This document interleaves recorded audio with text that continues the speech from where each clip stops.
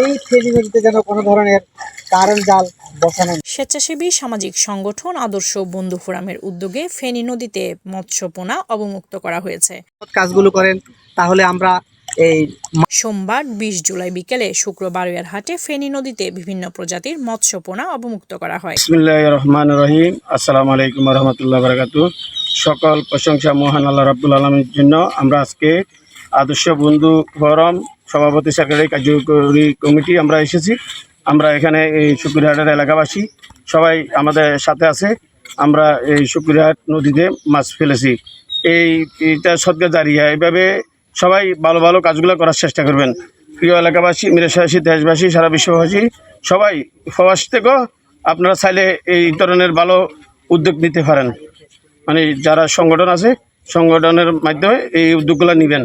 তো এটা মা বাবা দাদা দাদি নানা নানি আত্মীয় স্বজন এবং এলাকাবাসী সবাই এটা মানে উদ্দেশ্যে আমরা সদকা জারিয়া হিসেবে আমরা ফেললাম। এই ধরনের ভালো ভালো কাজগুলো করবেন, সবাইকে আমি অনুরোধ করতেছি।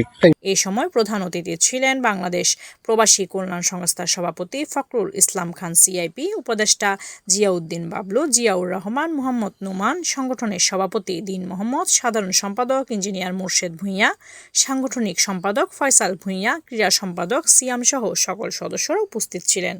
হারে সহযোগিতা করে আসছেন এই জনপদের কৃতি সন্তান আমাদের সংগঠনের সম্মানিত প্রধান পৃষ্ঠপোষক মিরসরাই সমিতি, বাংলাদেশ প্রবাসী কল্যাণ সংস্থা, সংযুক্ত আরব আমিরাত কেন্দ্রীয় কমিটির সম্মানিত প্রতিষ্ঠাতা সভাপতি, খান কল্যাণ ট্রাস্টের প্রতিষ্ঠাতা পরিচালক জনাব ফখরুল ইসলাম খান সিআইপি মহোদয়, ওনার উপস্থিতিতে এবং ওনার প্রধান অতিথি হিসেবে উপস্থিত থেকে আজকে আমাদের বহুমুখী কর্মকাণ্ডের অংশ হিসাবে আমরা মৎস্যপোনা অবমুক্তকরণ কর্মসূচি উদযাপন করছি।